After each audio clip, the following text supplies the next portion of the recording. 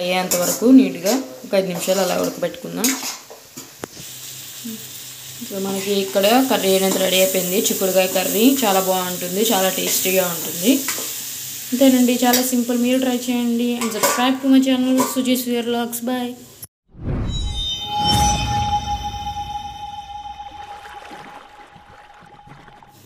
Hello friends, welcome to Suji's VR vlogs. So ఈరోజు అయితే మన రెసిపీ చిక్కుడుకాయ కర్రీ ఎలా చేసుకుందాం చూసేద్దాం. ఫస్ట్ అయితే నేను చిక్కుడుకాయని ఇలా ఒలుచుకొని నీట్గా కడుక్కొని కొన్ని వాటర్తో నేను ఇలా ఉడకబెట్టుకుంటున్నానండి. ఉడకబెట్టుకునేటప్పుడు కొంచెం సాల్ట్ అనేది యాడ్ చేసుకుందాం. సో నెక్స్ట్ తాలింపు కోసం బౌల్ తీసుకుందాం, స్టవ్ ఆన్ చేసుకుందాం. సో ఈ ఇదైతే మనకి హీట్ అయిపోయింది. ఇందులో ఫస్ట్ ఆయిల్ యాడ్ చేసుకుందాం. సో 2 గరిటెల వరకు ఆయిల్ అనేది యాడ్ చేసుకుందాం అండి ఇక్కడ. సో ఆయిల్ అనేది హీట్ అవ్వాలి. ఆయిల్ హీట్ అయిపోయింది. ఇందులో మనం ముందుగా కట్ చేసుకున్న ఉల్లిపాయలు వేసుకున్నాం. సో ముందుగా కట్ చేసుకున్న ఉల్లిపాయలు, పచ్చిమిర్చి, కొంచెం కరివేపాకు కూడా యాడ్ చేసుకుందాం. నెక్స్ట్ చిన్న ముక్కలుగా కట్ చేసుకున్న టమాటా ముక్కలు కూడా యాడ్ చేసుకొని నీట్గా మంచి కలర్ వచ్చేంత వరకు ఫ్రై చేసేసుకోవాలి. సో ఇవి త్వరగా ఫ్రై అవ్వడానికి ఇందులో కొంచెం సాల్ట్ కానీ ఉప్పు కానీ యాడ్ చేసుకుందామండి. కొంచెం వేసుకోండి, అంత ఎక్కువ వేసుకోవద్దు. సో నేనైతే కొంచెం యాడ్ చేసుకున్నాను. సో నెక్స్ట్ నీట్గా కలిపేసుకుందాం. సో వీటిని బాగా ఫ్రై చేసేసుకోవాలి. ఇది మంచిగా ఫ్రై అయిపోయింది. ఇందులోకి మనం కొంచెం అల్లం వెల్లుల్లి పేస్ట్ యాడ్ చేసుకుందాం. నేను 1 స్పూన్ యాడ్ చేసుకున్నాను. సో దీన్ని కూడా బాగా ఫ్రై చేసుకుందాం.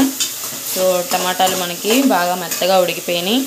ఎవరైతే మన వీడియోస్ కొత్తగా చూస్తున్నారో లైక్ చేయండి, వీడియో మొత్తం చూడండి and subscribe to my channel Suji's VR vlogs. So ఇక్కడ మనం అల్లం వెల్లుల్లి పేస్ట్ కూడా వేసుకొని పచ్చివాసన పోయేంత వరకు నీట్గా ఫ్రై చేసేసుకోవాలి.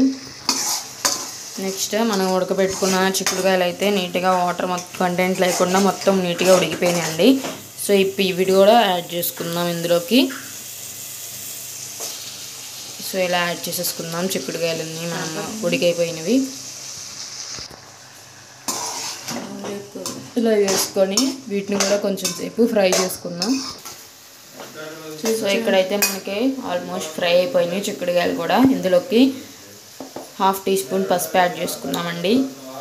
నెక్స్ట్ కారం కూడా యాడ్ చేసుకుందాం. మనకి ఈ కర్రీకి ఎంతైతే కావాలో అంతవరకు కారం కూడా యాడ్ చేసుకుందాం.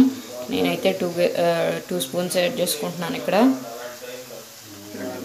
2.5 వరకు యాడ్ చేసుకున్నాను. సో ఇప్పుడు కూడా దీన్ని బాగా కలుపుకొని ఇది కూడా మంచిగా ఫ్రై అయ్యేంత వరకు నీట్గా ఒక 5 నిమిషాలు అలా ఉడకబెట్టుకుందాం. సో మనకి ఇక్కడ కర్రీ అనేది రెడీ అయిపోయింది. చిక్కుడుకాయ కర్రీ చాలా బాగుంటుంది, చాలా టేస్టీగా ఉంటుంది. అంతేనండి, చాలా సింపుల్. మీరు ట్రై చేయండి and subscribe to my channel Suji's VR vlogs. Bye.